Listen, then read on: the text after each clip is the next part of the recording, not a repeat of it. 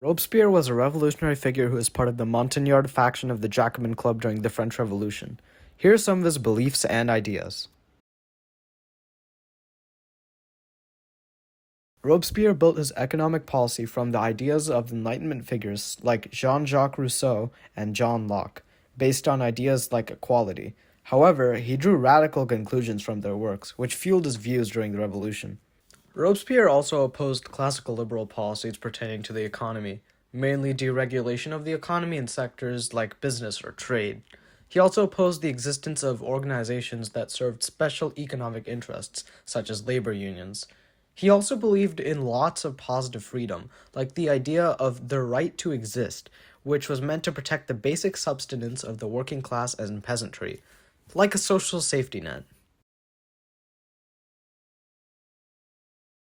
In 1792, France declared war on Austria, after the Girondin majority government decided to do so.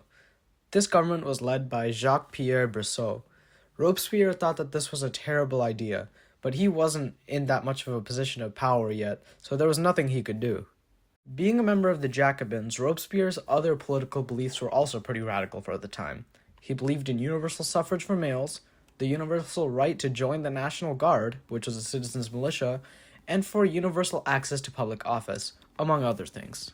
Now, Robespierre also had some unusual beliefs.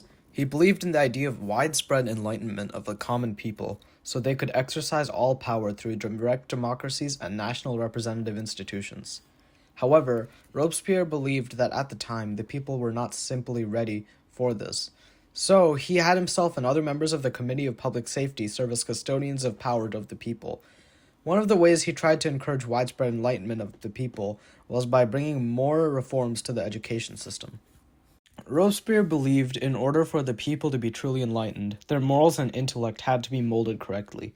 In order to do this, he believed that the Roman Catholicism had to be replaced with a new secular cult dubbed the Cult of the Supreme Being as the state religion.